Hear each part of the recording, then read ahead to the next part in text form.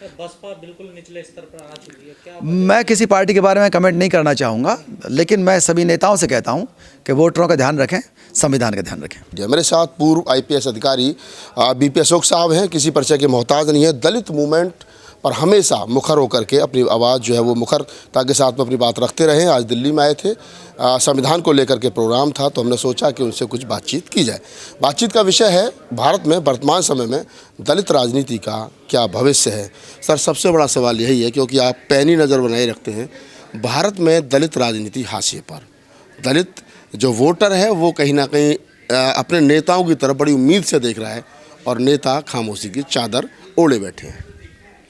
देखिए, प्रतिनिधि जो होता है वो उससे लॉयल होना चाहिए अपने वोटर के प्रति, लेकिन अकेले इस बात से बहुत बड़ा फ़र्क पड़ता है कि वो प्रतिनिधि अपने वोटर के प्रति उसकी लॉयल्टी नहीं रहती, उसकी लॉयल्टी हो जाती है किसी बड़े नेता की तरफ, किसी पार्टी की तरफ, या किसी स्वार्थ की वजह से वो अपने आप को बेच देता है, या उसकी जो भूमिका रहती है पूरे 5 साल टिकट खरीदने को लेकर की रहती है और वोट खरीदने को लेकर रहती है। अगर ईमानदारी से वोट दिया जाए, ईमानदारी से टिकट दिया जाए, निश्चित रूप से राजनीति जो बहुजन राजनीति है, SC ST की राजनीति है, OBC की है, बहुत आगे जा सकती है। इतनी ज़्यादा संख्या है जो राजनीतिक आरक्षण है उसके कारण, कि उस अगर संख्या के अनुसार उनमें चेतना आ जाए, जो चेतना होनी चाहिए सामाजिक न्याय के प्रति, आर्थिक न्याय के प्रति। इतने सारे अपराध आज भी SC ST के साथ होते हैं। आज तक किसी भी प्रतिनिधि ने संसद में या किसी भी विधानसभा में ये मांग नहीं की कि एनाइलेशन ऑफ कास्ट एक्ट, जिस पे बाबा साहब ने किताब भी लिखी है, एनाइलेशन ऑफ कास्ट किताब लिखी है, इस देश के अंदर एनाइलेशन ऑफ कास्ट एक्ट क्यों नहीं बनता। नोटबंदी हो गई, जातिबंदी क्यों नहीं होती। जातिबंदी भी 24 घंटे के अंदर हो सकती है।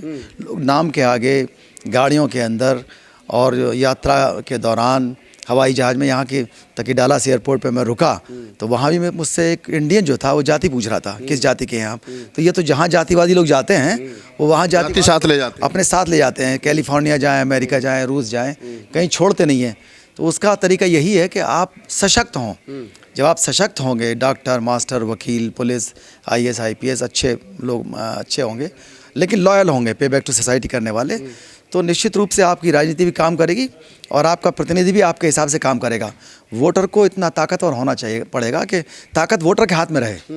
हम नहीं चाहते कि ताकत जो है वो नेता के हाथ में रहे। वोटर के हाथ में तभी रहेगी जब उसको ये पहचान हो जाए कि हमको सबसे अच्छा भले ही प्रतिनिधि ना मिले, लेकिन सबसे कम खराब मिले, पर वो लॉयल हो हमारा, जो हमारे कानून को बचाए, जो हमारे आरक्षण को बचाए, जो हमारी सुविधाओं को बचाए, जो हमारे संविधान को बचाए। निश्चित रूप से जो जिस भी वर्ग की राजनीति है, जिस भी कम्युनिटी की राजनीति है, वो अच्छी होगी। आपको लगता है कि बहुजन जो नेता हैं वो कहीं ना कहीं बेलगाम हो गए? मैं ऐसा नहीं कह सकता, लेकिन निश्चित रूप से उनको पहुंच के भीतर होना चाहिए, जनता की बात सुननी चाहिए, संविधान को बचाने के लिए काम करना चाहिए और कानूनों पर अपना विचार रखना चाहिए। और बाबा साहब डॉक्टर अम्बेडकर को पढ़ के देखें कि उन्होंने अकेले इतनी सारी चीज़ें की। और अगर आप काबिल हैं, अगर आपके अंदर लॉयल्टी है, पे बैक टू सोसाइटी का आपके अंदर जज्बा है, तो निश्चित रूप से आप कोई ऐसा कानून पास नहीं होने देंगे जिस कानून से आम आदमी को दिक्कत हो, माइनॉरिटी को दिक्कत हो, SC ST OBC को दिक्कत हो। उनके अधिकार लगातार बढ़ने चाहिए। आपकी मौजूदगी अगर संसद के अंदर है तो वो अर्थपूर्ण हो। मौजूदगी तो है, 131 सांसद हैं, मीनिंगफुल होनी चाहिए ना। मौजूदगी का मतलब ये नहीं है सिर्फ आपका शरीर खड़ा हुआ है, आपकी विचारधारा, आप अम्बेडकरवाद के वहाँ पर प्रतीक हों, आप प्रतीक हों ताकत के, कि जहाँ से आप चुन करके आए हैं उन्होंने आप पर आंखें लगा रखी हैं।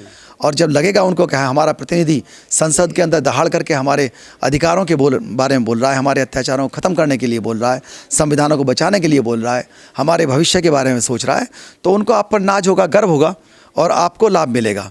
अभी दिक्कत यह है कि लोगों में ये एक मिथ फैला हुआ है कि हम जब चाहे टिकट खरीद लेंगे और जब चाहे वोट खरीद लेंगे और हम राजनीति कर लेंगे। एक समय था ना पैसा था, ना लोगों में चेतना थी राजनीति को लेकर के। कांसीराम जैसे लोग आए, उनसे पहले VP मौर्य, संगप्रिय गौतम, तमाम वो लोग बाबा साहब डॉक्टर अम्बेडकर के जाने के बाद में जिन्होंने लोगों के अंदर राजनीतिक चेतना पैदा की। पैसा भी आया, गाड़ी घोड़ा भी आए। जब समय कुछ नहीं था उस समय इतना बड़ा काम हो गया। सब कुछ है, समाज के पास पैसा भी है, सब कुछ है, गाड़ी है, पावर, ताकत भी है, जनसंख्या बल भी है, 90% है, फिर भी कहीं दिखाई नहीं दे रहे। देखिए, जो भी दिक्कतें आई हैं, जो विचलन आया राजनीति के अंदर, वो निश्चित रूप से स्वार्थी लोगों के आगे बढ़ने से आया है। हमारे वोटर जो है उसके अंदर राजनीतिक साक्षरता नहीं है। माइनॉरिटी के अंदर तो कुछ हद तक है, लेकिन जो SC ST OBC हैं उनके अंदर राजनीतिक साक्षरता नहीं है। जो लोग इस बात में रुचि रखते हैं कि उनके अंदर राजनीतिक साक्षरता पैदा की जाए, उनको कैडर कैंप लगाने होंगे और ये उनकी बुद्धि की कसौटी में भरना होगा कि कौन आपका समर्थक है और कौन आपका विरोधी है। उसको पहचानने की क्षमता जिस दिन बढ़ जाएगी उस दिन प्रतिनिधि कोई भी सांसद या विधायक सामान्य वोटर को या अपने कम्युनिटी के वोटर को धोखा नहीं दे पाएगा। नहीं, लोग जो सांसद हैं, विधायक हैं, या फिर मैं कहूँ कि जो बहुजन समाज की राजनीतिक पार्टियां हैं, उनके भी नेता अपने नेता के प्रति वफादार हैं। उनके सामने तो दो मिला रहे, जनता की फिक्र नहीं है। मूवमेंट जो अभी आपने कहा कि जिसने बाबा साहब को पढ़ा उस तरीके से दहाड़ेगा, नहीं दिखता है। व्यक्ति पूजा का बाबा साहब ने विरोध किया। आजकल बहुजन समाज की जो पार्टी उन्हीं में व्यक्ति पूजा बहुत ज़्यादा बढ़ गई है। देखिए, मैं तो अनुरोध ही कर सकता हूँ कि जितने भी नेता हैं SC ST OBC के, चाहे वो पार्टी चला रहे हों, चाहे संगठन चला रहे हों, राजनीति में टिकट खरीदना, टिकट बेचना, वोट खरीदना, वोट बेचना बंद हो जाए और संविधान के मूल्यों की सुरक्षा के संबंध में सोचें तो चीज़ें बेहतर हो जाएंगी। वो लोग क्या कर रहे हैं मैं उस पर टिप्पणी नहीं कर सकता। अम्बेडकर ने कांसीराम ने परिवारवाद का विरोध किया। बाबा साहब ने परिवार को आगे नहीं लाए, कांसीराम भी परिवार को आगे नहीं लाए, VP मौर्य, संघप्रिय दोनों परिवारों को भी राजनीति में अपना उत्तराधिकारी घोषित नहीं किया। ये उत्तराधिकार की जो राजनीति चली है, परिवार की जो राजनीति चली है, कैसे देखते हैं? देखिए, पूरी दुनिया के अंदर राजतंत्र खत्म हो गया। राजतंत्र का जो हैंगओवर है वो डेमोक्रेसी के अंदर आ गया है। तो ये भी तो जनता की मर्जी से आया है। अगर वोटर इतना शिक्षित हो जाए, इतना जागरूक हो जाए कि हम उसकी व्यक्तिगत काबिलियत देखेंगे कि वो कितना प्रशिक्षण लेकर के आया है। अगर वाकई में वो इतना प्रशिक्षण लेकर के आया है कि वो जनता की उम्मीदों को पूरा कर सकता है तो उसे पूरा अधिकार है आने का। लेकिन अगर सिर्फ वो एक एजेंट बन कर के आया है किसी पिता का, किसी पति का या किसी की पत्नी का, तो वो लोकतंत्र किसी के भतीजे का, किसी के भाई, भतीजा, चाचा, मामा, फूफा, कोई भी हो, वो निश्चित रूप से लोकतंत्र के लिए उतना ज़्यादा अर्थपूर्ण नहीं हो सकता, इतना ज़्यादा प्रासंगिक नहीं हो सकता।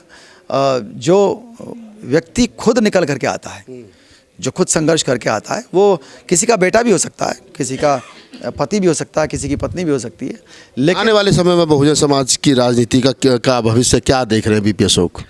हम लोग प्रयास करेंगे कि जो ईमानदारी है उसको रखा जाए और किसी भी दशा में संविधान को बचाया जाए, धर्मनिरपेक्षता को बचाया जाए, लोगों के राइट टू वोट को बचाया जाए, मूल अधिकार को बचाया जाए और जो देश की एकता अखंडता है उसको बचाने का एक ही तरीका है कि हम एक ही नारा दें, सबका हिस्सा सबका विकास। आप कह रहे हैं सबका हिस्सा सबका विकास। एक सवाल ये है कि जब ऐसे समय पर हिंदुत्व की लहर चल रही हो, पूरे भारत को हिंदू राष्ट्र बनाने का काम चल रहा हो, मनुस्मृति को लागू करने की बात हो रही हो, ऐसे में जो आपके वाजिब सवाल हैं, क्या उनके साथ लोग खड़े हो पाएंगे?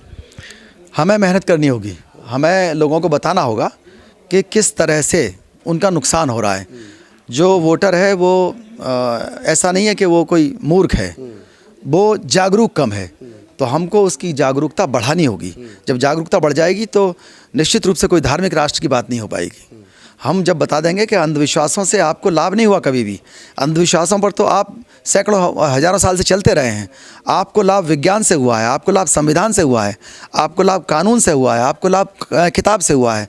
तो निश्चित रूप से जो आगे आने वाली पीढ़ियां इस बात को समझेंगी और वो इस काबिल बनेंगी कि राजनीति भी अच्छी हो और सामाजिक न्याय की बात भी हो। सर, आपने कहा बहुजन पार्टियां टिकट बेचती है, और ये तो सभी पार्टियां करती है ना, इसका मतलब बहुजन पार्टियां। देखिए, हम एक बात कहते हैं कि दूसरा जो कर रहा है, अगर दूसरे लोग चोरी कर रहे हैं, दूसरे लोग कुछ भी कर रहे हैं, उनका जो डेडिकेशन है या वो शपथ लेकर के नहीं आए पे बैक टू सोसाइटी की, या मान लीजिए मैं अधिकारी बना, मैं एक सर्टिफिकेट लगा के बना था, तो उसमें डीम्ड है कि मैं उन लोगों में शक्ति के गलियारे में बैठ कर के हिस्सेदारी का एहसास कराऊंगा जिन लोगों के बीच से मैं निकल करके आया हूँ।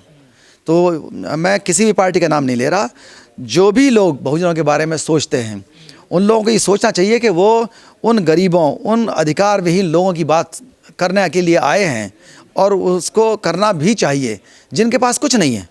तो निश्चित रूप से आप अगर उनसे पैसा कमाएंगे या किसी से भी पैसा कमा करके अपने सिद्धांतों को बेचेंगे तो बहुत बड़ा नुकसान और बहुत बड़ी बेवफाई होगी। फंड कहाँ से आएगा सर? फंड ऐसा नहीं है, फंड तो बहुत जो पहले नेता थे, बाबा साहब के पास भी फंड था, ऐसा नहीं है, और काशीराम जी को भी नेता बनाया, पहले भी पार्टियां चली हैं। फंड कहीं ना कहीं से आते हैं। लोगों ने भूखे रह कर के भी काम किया है और लोगों ने साइकिल पे चल के भी काम किया, पैदल चल के भी काम किया। भारत बहुत बड़ा देश है, कोई ऐसा नहीं है इतना आवश्यक हो कि साहब आप सारी सुविधाओं में चलें। बसपा बिल्कुल निचले स्तर पर आ चुकी है, क्या मैं किसी पार्टी के बारे में कमेंट नहीं करना चाहूँगा, लेकिन मैं सभी नेताओं से कहता हूँ कि वोटरों का ध्यान रखें, संविधान का ध्यान रखें।